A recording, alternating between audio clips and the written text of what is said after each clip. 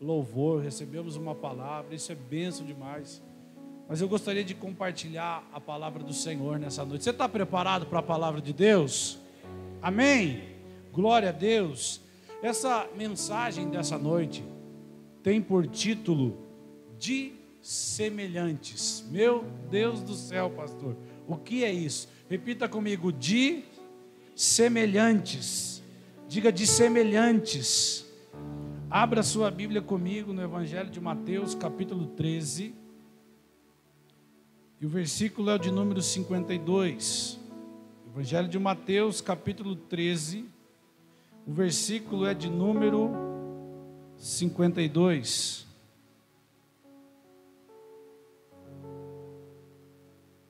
A Bíblia diz assim: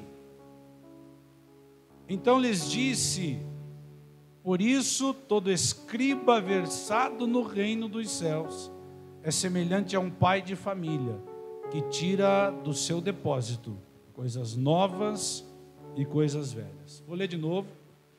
Então lhes disse, quem disse? Jesus. Por isso todo escriba versado no reino dos céus é semelhante a um pai de família, que tira do seu depósito coisas novas e coisas velhas. Glória a Deus. Estenda sua mão para cá, vamos orar, me abençoe. Pai, no nome de Jesus, nós te louvamos pela tua palavra, que é lâmpada para os nossos pés e luz para o nosso caminho. Que os meus lábios se mexam neste lugar, mas que a voz do Senhor é que seja ouvida nessa noite. No nome poderoso de Jesus, que todo ladrão da atenção bata em retirada desta casa e que possamos sair daqui instruídos pela tua palavra, no nome de Jesus. Amém e amém. Gente, me permita fazer uma introdução aqui do que vamos falar nessa noite. Nós estamos vivendo dias que, no mínimo, os nossos avós diriam que são dias imorais. Eu vim de uma criação, meu avô nasceu na Alemanha e veio da Alemanha para cá. Então o meu avô, Deus o livre, se um neto chegasse com um brinco dentro de casa, eu acho que ele cortava a orelha com uma tesoura. Mas nós estamos vivendo dias em que essas coisas que eram incomuns para os nossos avós se tornaram comuns no nosso meio. Entenda que eu não estou falando agora do que é certo ou errado, não é isso. Não estou falando do que é pecado ou não é ainda. Estou tentando fazer uma introdução aqui para que você entenda como as coisas que eram diferentes, as coisas que eram incomuns, foram sendo plantadas no nosso meio e acabou que se tornando comuns no dia a dia. Eu lembro das novelas lá do passado, não sei se você consegue lembrar, tinha aquelas novelas que era Araguaia, Pantanal. Hoje, essas novelas têm homossexualismo, homem beijando homem, mulher beijando mulher. E eu não estou aqui com nenhum tipo de preconceito, não é isso. Estou falando que coisas que se tornaram comuns na nossa sociedade, que eram incomuns. Quando eu me converti, sabe qual foi a nossa luta? Colocar uma bateria dentro da igreja.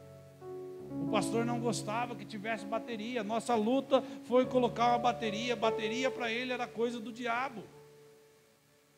E nós começamos a evangelizar o pastor. Pastor, ajuda a gente aí. Bateriazinha em nome de Jesus, né? Fazer um louvor para Jesus. Começávamos a falar, pastor, você veja bem, os instrumentos têm que ser usados para a glória de Deus. Há 20 anos depois, existem tantas outras coisas dentro da igreja. Eu estou falando de uma bateria. E qual é a minha preocupação? Se 20 anos depois, tantas coisas foram introduzidas dentro da igreja, como estaremos daqui 20 anos? Como estaremos daqui 20 anos? Hoje você vai achar na internet, com uma breve pesquisa, a igreja inclusiva. O que é a igreja inclusiva? A igreja inclusiva é a que aceita as pessoas na prática do pecado como elas estão. A igreja sempre foi inclusiva, mas a igreja não foi chamada para compactuar com o pecado, com o erro de ninguém. A igreja foi chamada para ser luz do mundo e sal da terra. E se o sal for insípido, se o sal perder o sabor, com que se há de salgar? Não serve para mais nada a não ser lançado fora. Hoje eu estava lendo um texto de Mateus capítulo 19, em que Jesus, ele olha para uma figueira e teve fome. Diga, necessidade.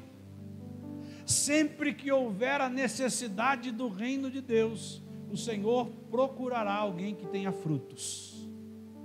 Mas ele olha para aquela figueira e só acha nela folhas.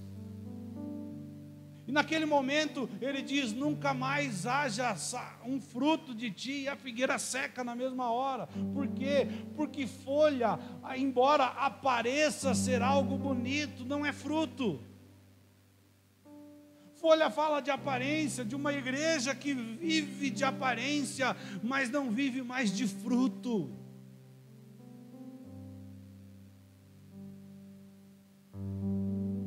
Lucas 17 diz assim: e o reino de Deus não vem com aparência exterior. Muitos dirão: ei-lo aqui ou ei-lo ali. Não acrediteis, porque o reino de Deus está dentro de vós.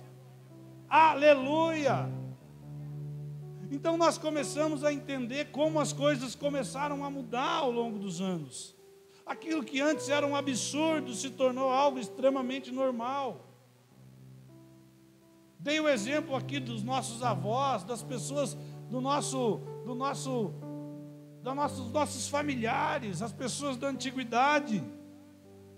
E eu tenho percebido, inclusive, gente, que práticas como adultério, traição, se tornaram comuns. Se você for para a internet hoje, você vai ver uma palavra que está na moda no meio dos casais, que se chama trisal. O que é um trisal? É um casal, é 3 pessoas vivendo um relacionamento aberto. E nós começamos a romantizar até isso. E você fala para alguém: meu irmão, você precisa renunciar a isso. E a mensagem que a sociedade tem pregado nesses dias é o seguinte: o importante é ser feliz. E a Bíblia vem dizer que o importante é agradar a Deus e não a homens. Importa que Ele cresça e eu diminua. Meu Deus do céu! Hoje, queridos, parece ser normal homens e mulheres casados conversando com outros homens e mulheres que também são casados. Homens de dentro da igreja, de repente, curtindo foto de mulher de biquíni em Instagram.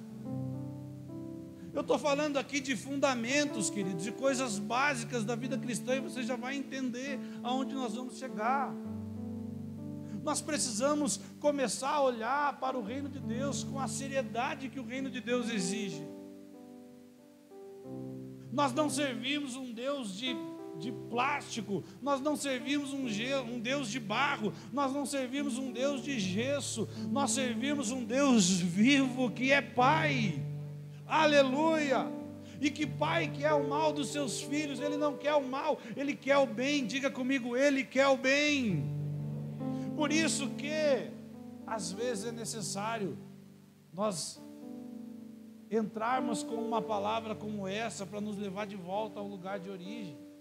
Porque cantar é muito bonito. Nós muitas vezes no passado cantávamos: estou voltando à essência da adoração, e a essência és tu, a essência és tu, Jesus.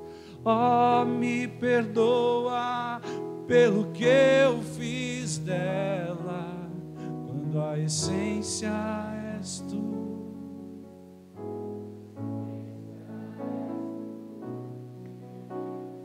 Só que isso não fala de uma canção, isso fala de um estilo de vida.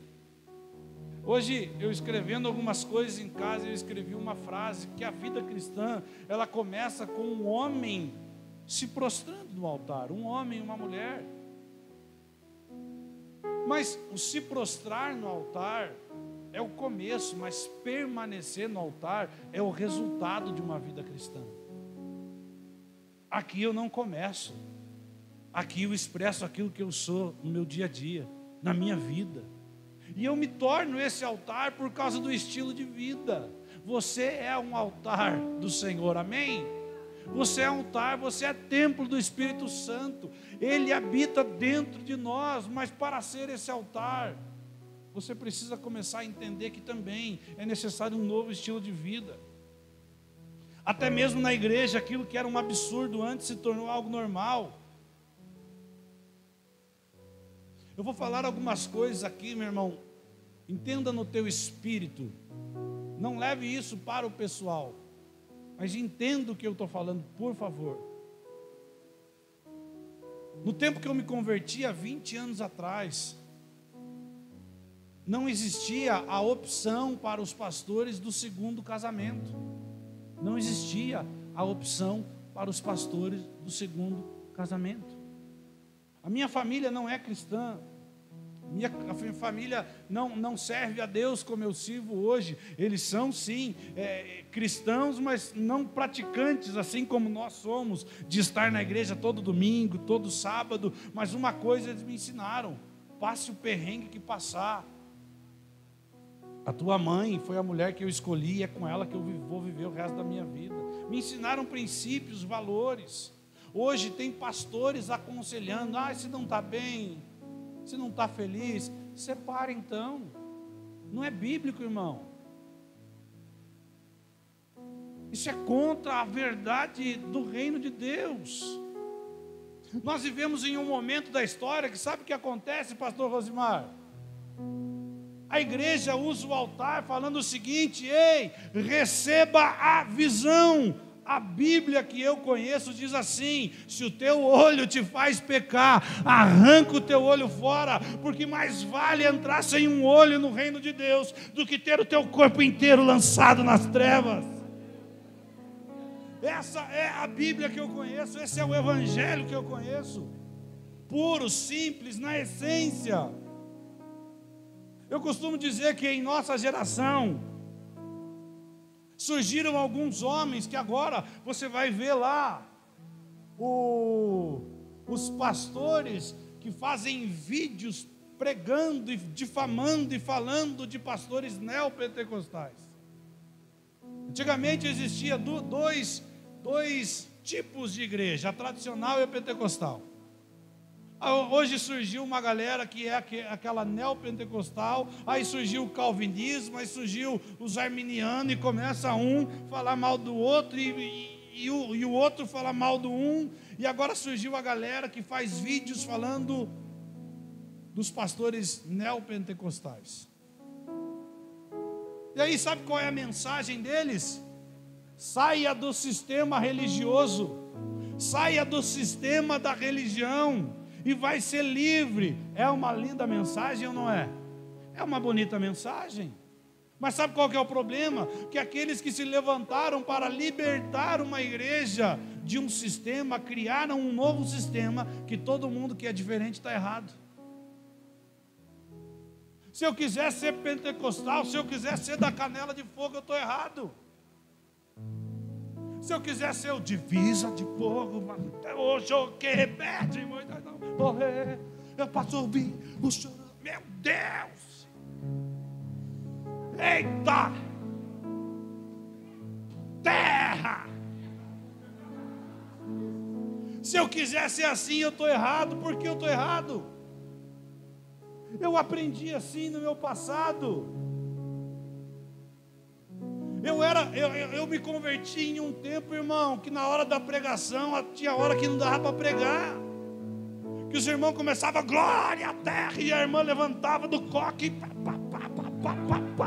meu Deus, que coisa linda, que saudade, irmão, oh meu Deus, os irmãos corriam longe da irmã do coque, porque ela tinha um raio-x no olho.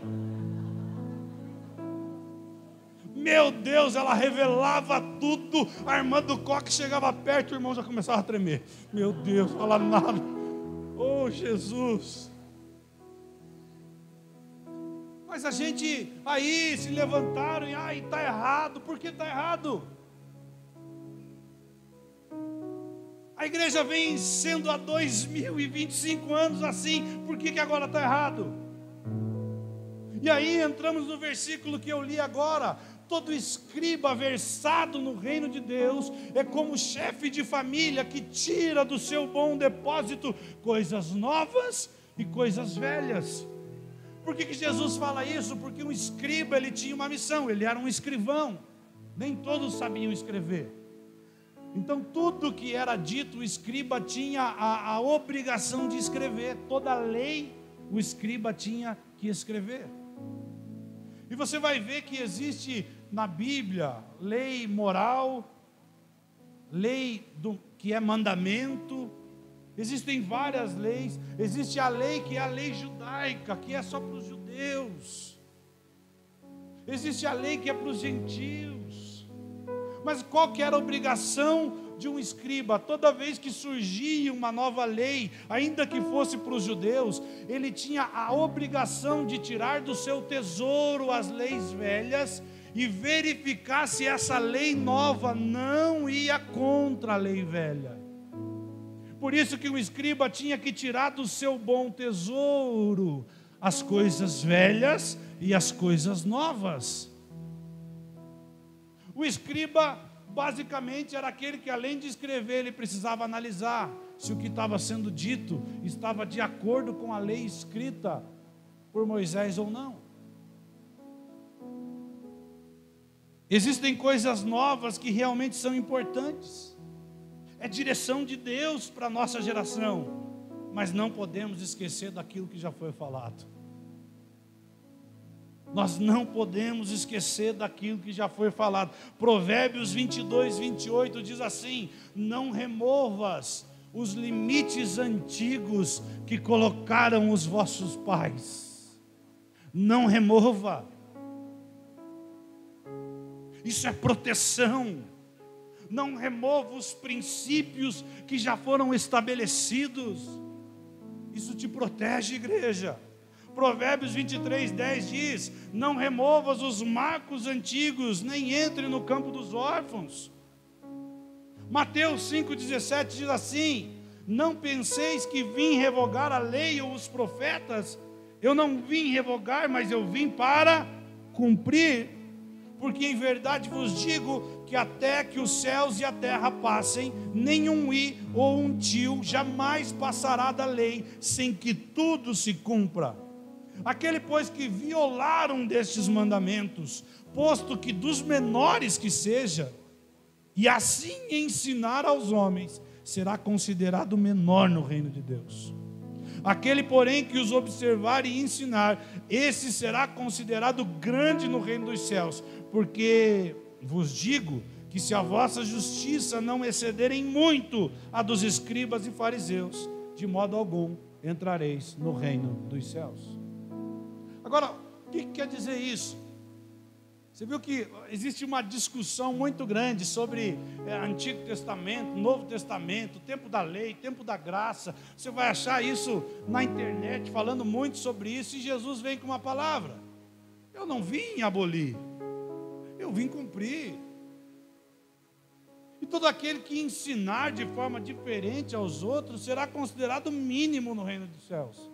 Mas aquele que ensinar os homens a observar e a praticar o que está escrito, esse será considerado grande. Porque se a vossa justiça não excederem muito dos escribas e fariseus, de modo algum entrareis no reino dos céus. Sabe o que isso quer dizer? Eu vou ensinar para você de uma forma prática. Quem aqui já andou de carro pela linha verde aqui? Já andou? Todo mundo, né? Ali tem alguns radares. De quantos são os radares que estão na linha verde? 70 por hora? Combinado? Como é que um escriba e fariseu fazia? Ele andava 120 a via toda. Perto do radar ele diminuía para 70. E ok, eu sou um cumpridor da lei. Eu não sou multado. Quando Jesus diz, se a vossa justiça não excederem muito a dos escribas e fariseus, Ele está dizendo que você, cristão, por causa da consciência, você deve andar 70 a via toda.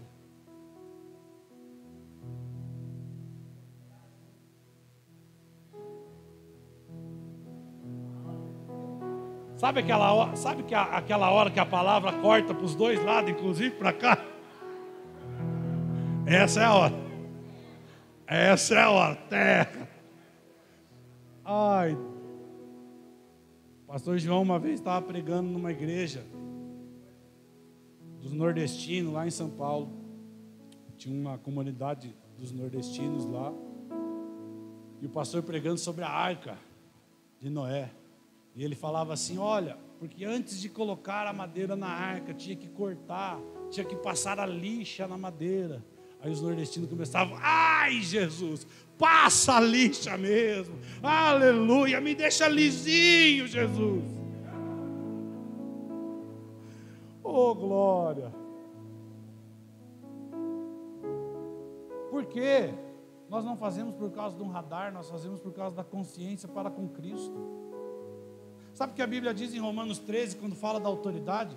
Queres tu, pois, não temer a autoridade? Faze o bem e terás o louvor delas.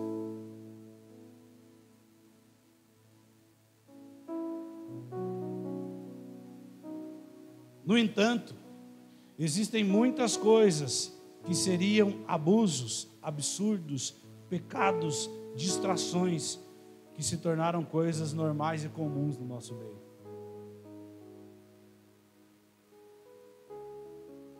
Uma vez, eu recém-convertido, era líder de jovens da igreja, mas ainda estava no meu processo, era recém-convertido.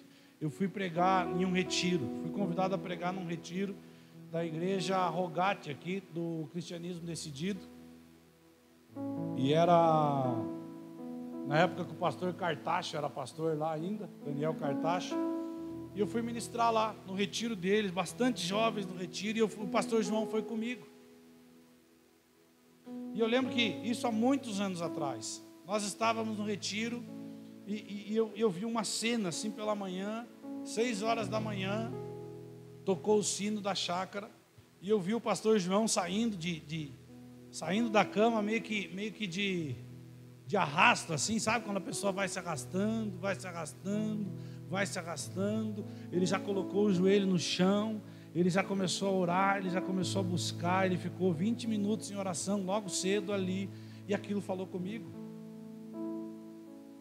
Era assim que era a igreja do antes. Hoje o que está na nossa escrivaninha, no nosso criado mudo, é o nosso celular.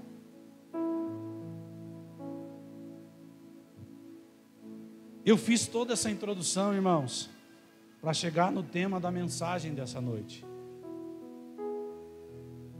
E para falar do tema da mensagem dessa noite, eu quero começar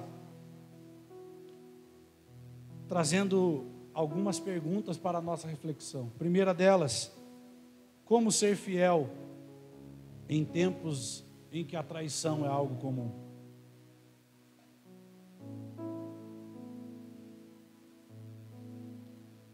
Pastor, como assim a traição é algo comum? Eu nunca traí. Sabe o que Jesus diz? Como está escrito, não adulterarás. Foi assim que Moisés disse? Foi. Eu, porém, vos digo, que qualquer que olhar para sua irmã e desejar no seu coração, já está adulterando. Como ser fiel em tempos em que a traição é algo comum? Segunda, como andar na contramão deste mundo? Como remar contra a maré? Terceira, como ser anormal em uma geração em que o pecado é normal?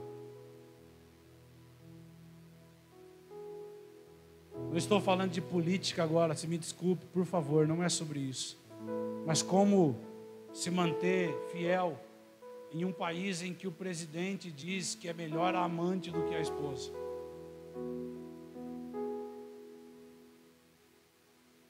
Como contrariar as estatísticas? O evangelho é contra a cultura. Repita essa palavra comigo, contra a cultura.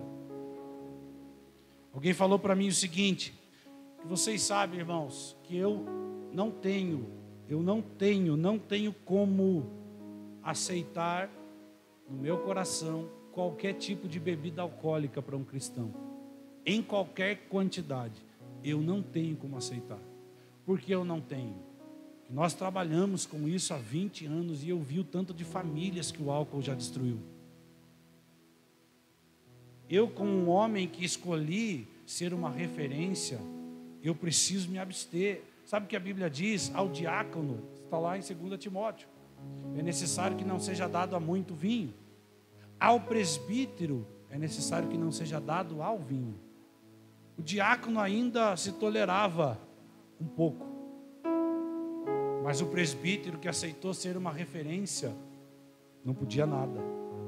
O que eu aprendo aqui? Que quanto mais longe você quer chegar, maior terá que ser o seu nível de renúncia. Porque você vai ser uma referência.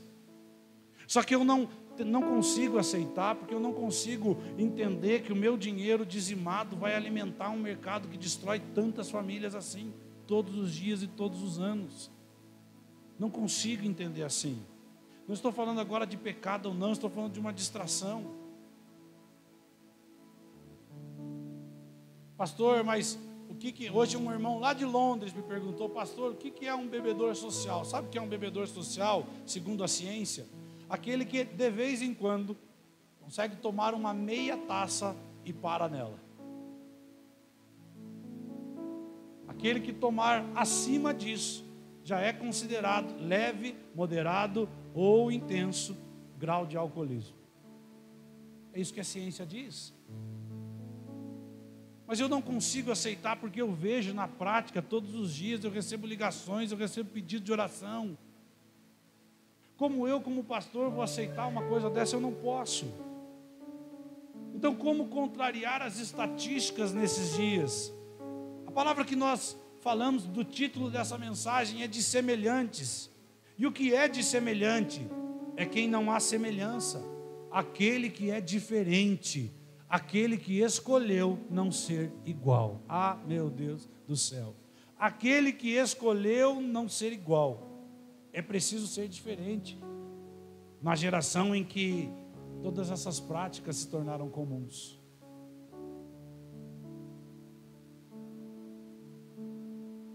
Eu tive oportunidades na minha vida, no meio de empresários, de homens de sucesso.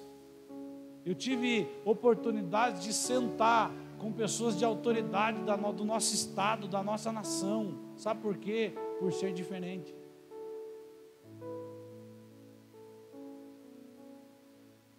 Por ir almoçar com alguém e a pessoa pedir uma certa bebida e eu pedir água. E ela perguntar se não bebe, não. Por quê? Porque eu escolhi a Cristo. E a pessoa me perguntar, tem como beber e também escolher a Cristo?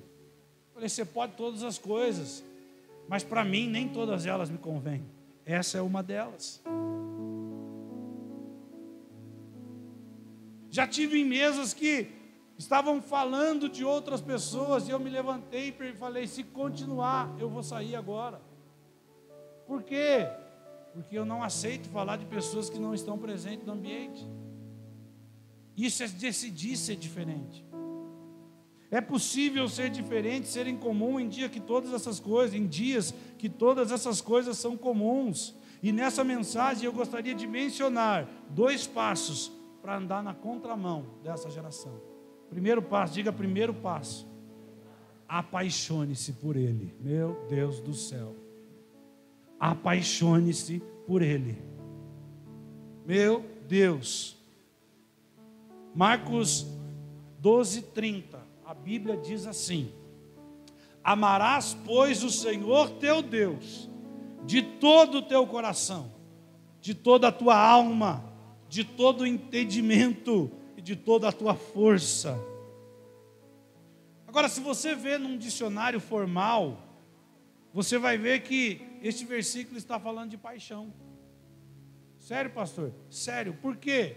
Porque segundo o dicionário Aurélio, paixão é um sentimento, uma emoção levada a um alto grau de intensidade, sobrepondo-se à lucidez, à razão. É um amor ardente, é um entusiasmo muito vivo por alguém ou alguma coisa. Isso é paixão. E você já vai entender onde nós vamos chegar. É um amor além do convencional. É um amor além do convencional, que está disposto a fazer qualquer coisa e pagar qualquer preço. Vou explicar isso dentro de um casamento. Quando nós começamos a namorar, o que acontece? Acontece aquela paixão, meu irmão. Sabe aquele negócio? Você fica até de madrugada na frente da casa conversando. Oh, meu Deus do céu, coisa mais linda. Você está no telefone, você fica... Aquela época do telefone, você ficava 1 hora no telefone. A mãe, olha esse impulso, olha a conta do telefone. E aí na hora de desligar, você falava assim, desliga você. Aí a outra pessoa responde, desliga você, vai. Vamos desligar junto no 3? Vamos. Tá bom. Então, eu te amo. Eu que te amo mais. Depois que casa é uma tal de dor de cabeça, irmão.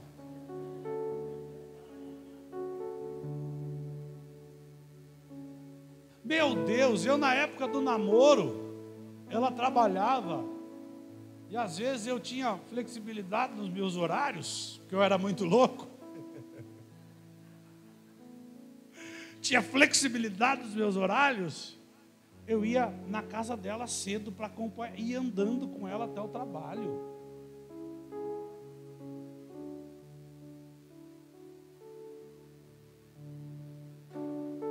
Hoje um chuta o outro da cama para levantar primeiro, vai você. Vai, faz, põe água para esquentar, faz um café lá para nós. Essas coisas do tempo da adolescência, essa paixão, é esse tipo de amor que é amar com toda a força, com todo o entendimento, com toda a intensidade. É desse tipo de paixão que eu estou me referindo. Dizer para Deus, eu não vou desligar. Dizer para Deus como Moisés disse, não me faça subir deste lugar, se a tua presença não for comigo. Aleluia! Uau! Que amor é esse? Sabe, quem já ouviu falar aqui num homem chamado Todd White, um missionário dos Estados Unidos? Todd White, ele tem uma frase que diz assim, sem se apaixonar por Jesus, será impossível você obedecer a Bíblia.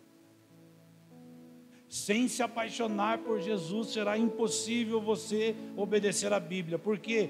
Porque paixão é um combustível que te faz encarar as coisas simples do dia a dia. Apocalipse, a paixão, você entende que a paixão é como aquele amor inicial, você entende isso? Apocalipse 2:4, quando o Senhor está falando à igreja que está em Éfeso, ao anjo da igreja que está em Éfeso, ele elogia a igreja.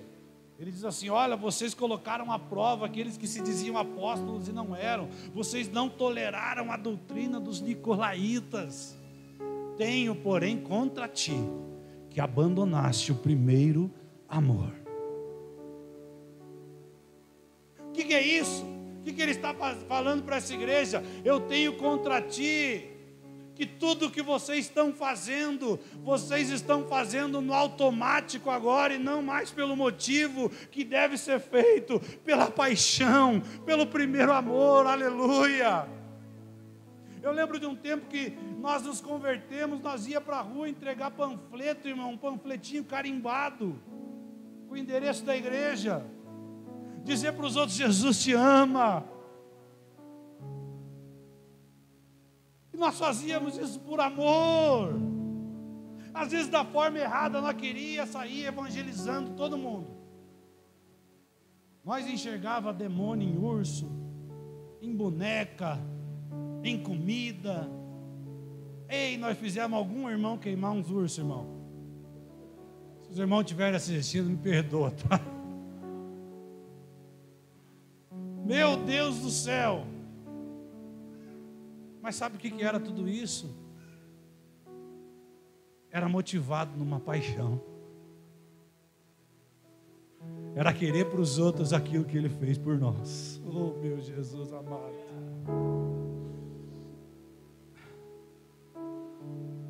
Quando se fala de primeiro amor, estamos falando de um sentimento que excede o convencional, que está além da lucidez, da força, do coração, de todo o entendimento.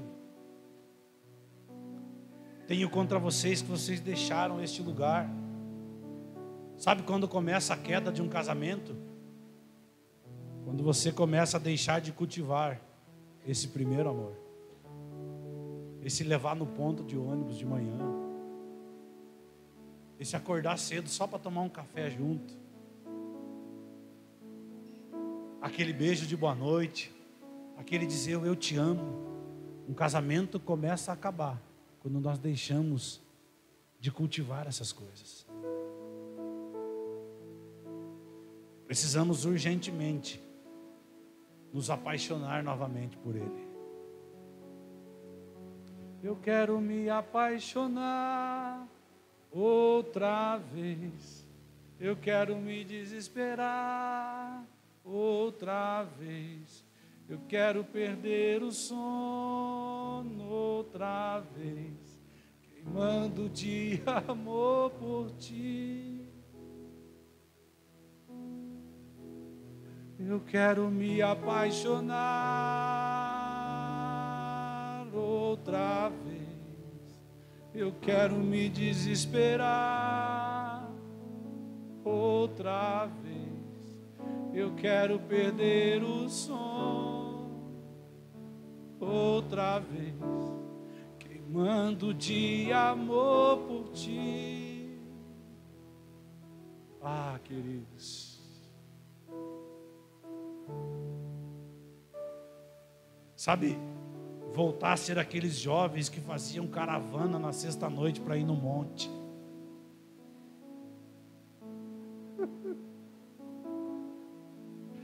Aleluia. Que ficavam até altas horas da madrugada na frente da igreja falando da Bíblia, das obras de Deus, que se levantavam para defender a Bíblia quando alguém falava mal dela. Ainda que Deus não precise de nenhum defensor, mas nós fazíamos isso.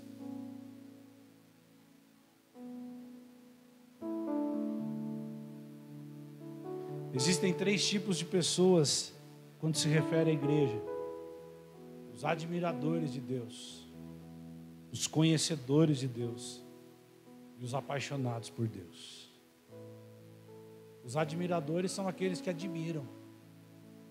E na nossa geração tem muita gente que admira, porque é legal tirar foto com a igreja da parede preta. É legal tirar uma foto com um pastor que tem renome. É legal de repente ir num culto em que está aí André Fernandes, David Leonardo pregando, e a gente tirar uma foto com ele. Que coisa linda. Quantos aqui já ouviram falar da parábola das 10 virgens de Mateus 25? Você já ouviu falar? Agora, interessante que 10 virgens não eram noiva. As 10 virgens eram damas de companhia da noiva, amigas da noiva. Só que as 10 virgens adormecem. Perto da meia-noite, então, ouviu-se uma voz que dizia: eis aí o noivo. Eu tenho para mim que essa voz é da noiva, porque a noiva, na véspera do casamento, ela não dorme. Ela não dorme. Sabe quem dorme? Aquele que é simpatizante da noiva. Os amigos da noiva, eles dormem. Mas a noiva não. Só que essa é uma escolha que precisa ser feita por cada um de nós. Eu vou apenas admirar, eu vou apenas conhecer, ou vou me apaixonar de fato por Ele. Talvez sua pergunta seja: pastor, como eu posso me apaixonar por Ele? Primeiro, estando onde Ele está. Não tem como se apaixonar sem andar junto. Não tem como se apaixonar se não anda junto. Tem gente que quer frequentar a igreja no domingo à noite, mas não quer andar com Deus. Andar com Deus significa algumas vezes você ir a lugares que você não quer ir. Jonas queria ir para Tarsis, Deus queria ele em Nínive. Jonas foi para Tarsis, sabe o que acontece? O barco começa a afundar. Talvez teu barco está afundando pelo simples fato de que você não está andando com Deus.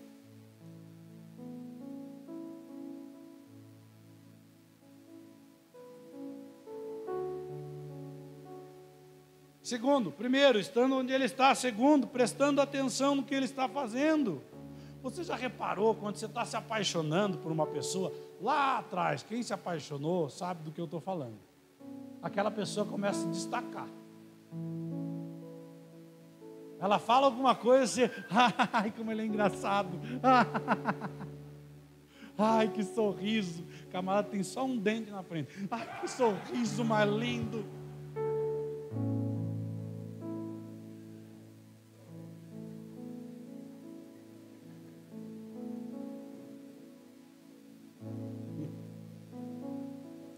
Meu Deus. Posso falar uma coisa para você? Se você parar para prestar atenção no que Deus está fazendo, não tem como você não se apaixonar por Ele. Não tem como você não se apaixonar por Ele. Ah, meu Deus do céu. Essa semana, um irmão aqui da igreja, Mateus e a Adri, tiveram um nenê, nasceu. E quando estava anoitecendo, o Mateus me manda uma mensagem, fala: pastor, ora conosco, ora com a gente, porque o Miguel, ele está indo para a UTI agora, porque ele vai ter que respirar num aparelho que ele não está respirando. Falei: nós vamos orar já, Mateus, em nome de Jesus. O Senhor está alcançando a vida dele agora. De manhã cedinho, Mateus me manda uma mensagem: pastor, ele já saiu da UTI. Depois do meio-dia, do mesmo dia, o Mateus me manda uma mensagem de novo: pastor, já estamos em casa. Não tem como você não prestar atenção no que ele está fazendo e não se apaixonar por ele. Ah, meu Deus do céu. Todas as vezes que eu entrei num desânimo na minha vida com Deus, sempre teve duas coisas em comuns. Toda vez que eu entrei num desânimo na minha vida com Deus, sempre teve duas coisas em comuns. A primeira delas, a porta do quarto aberta. A segunda delas, a Bíblia fechada. Entra no teu quarto, fecha a tua porta e ora ao teu Deus que está em secreto. Sempre que eu desanimei, é porque eu parei de orar e parei de ler Bíblia. Quanto mais tempo eu invisto com Ele, mais eu me apaixono pela presença dEle. E o segundo passo, rapidamente, que nós estamos encerrando.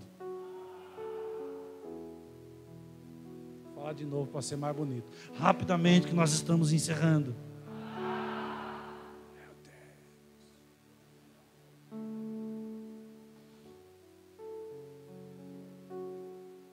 Segundo ponto, para que você possa andar na contramão dessa geração.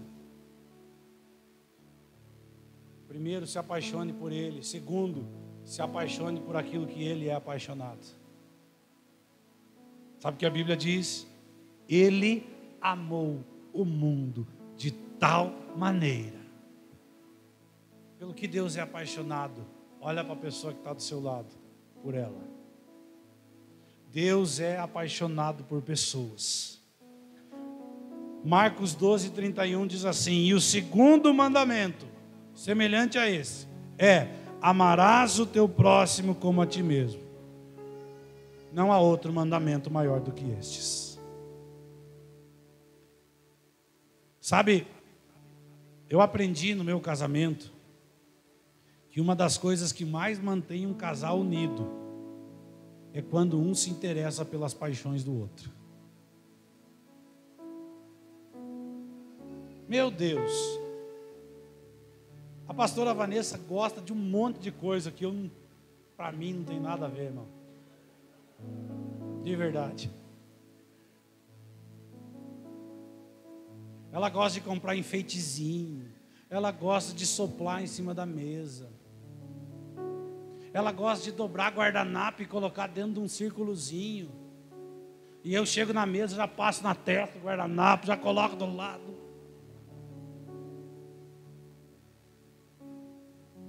Mas quando eu chego na mesa, irmão, e olho aquilo arrumado e falo para ela: que mesa bonita, meu amor. Que guardanapo bem dobrado. Que soplar lindo, meu amor. Ah, eu vejo no rosto dela o sorriso, de ponta a ponta. Eu gosto muito, sabe do quê? De pescar. Eu gosto de pescar. Quer ver como eu fico feliz quando ela se interessa por coisas de pescaria? Meu Deus do céu.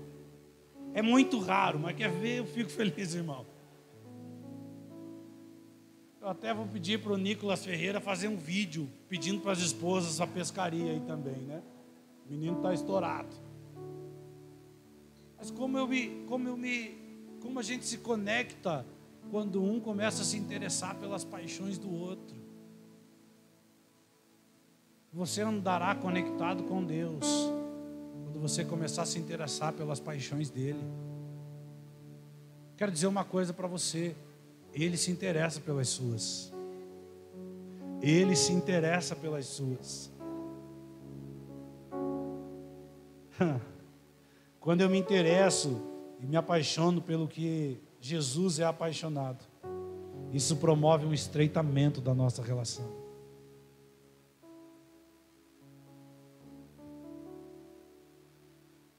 Eu começo a me lembrar da conversa de Deus com Isaías, em Isaías capítulo 6. No ano que morreu o rei Uzias, eu vi o Senhor sentado num alto e sublime trono. E aí o profeta diz que foi tocado nos seus lábios: ai de mim, que sou homem de lábios impuros. E aí veio um anjo com uma tenaz, com uma brasa viva do altar de Deus, tocou nos lábios do profeta, e a voz do céu dizia: a quem enviarei? Quem há de ir por nós?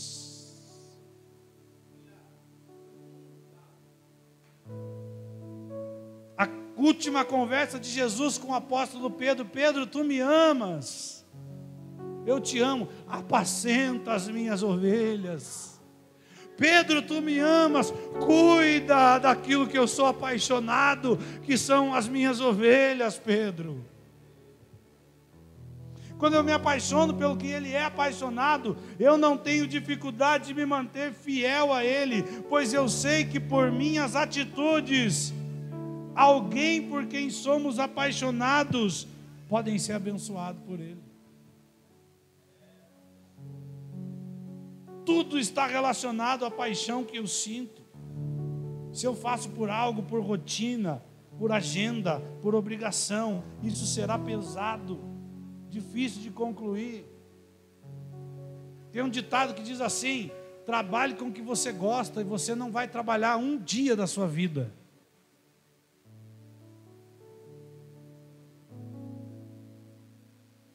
Eu vejo o pastor Rosimar hoje, tantos pastores falando: ai, porque o ministério está pesado, ai, porque está cansativo. Irmão, eu sou apaixonado por isso.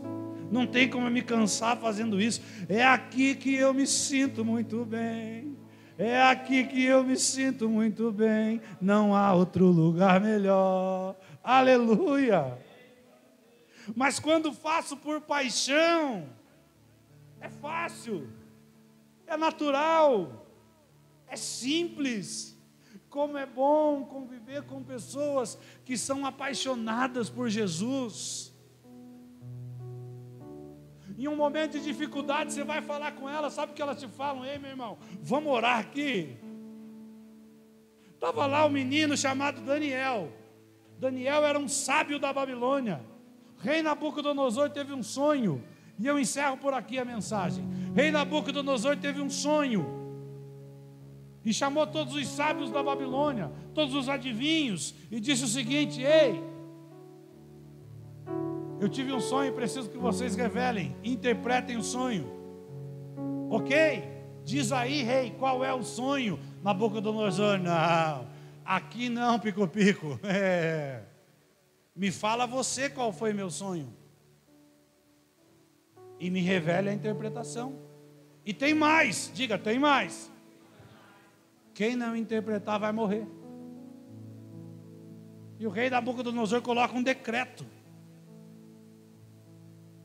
Meu Deus, o que tinha profeta suando.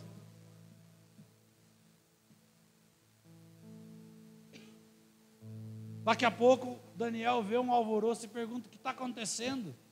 O rei Nabucodonosor colocou um decreto: quem não revelar o seu sonho, não lhe der a interpretação, vai morrer.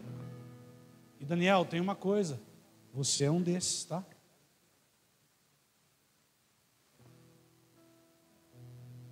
Daniel, capítulo de número 2, se eu não me engano, e eu espero que não, versículo de número 17, coloca lá para mim. Daniel voltou para casa e contou o problema aos seus amigos Ananias, Misael e Azarias. Quem são esses? Aqueles que nós conhecemos como Sadraque, Mesaque e Abednego. Versículo 18. E lhes pediu que rogassem ao Deus dos céus que tivesse misericórdia acerca desse mistério, para que ele e os seus amigos não fossem executados, como os outros sábios da Babilônia. Bom, viu como é verdade? Então o mistério foi revelado a Daniel em visão à noite. Quem anda com homens que são apaixonados de fato por Deus, em momentos de crise, esses homens vão te aproximar do propósito de Deus na sua vida. Daniel foi para ter com seus amigos, para que orassem. E a revelação veio. Daniel, de um dos sábios da Babilônia, ele se torna governador da terra da Babilônia. Por quê? Porque quem tem amigos, quem anda com pessoas que são apaixonadas por Deus, serão promovidos dentro do seu propósito. Aleluia! Se coloca de pé comigo.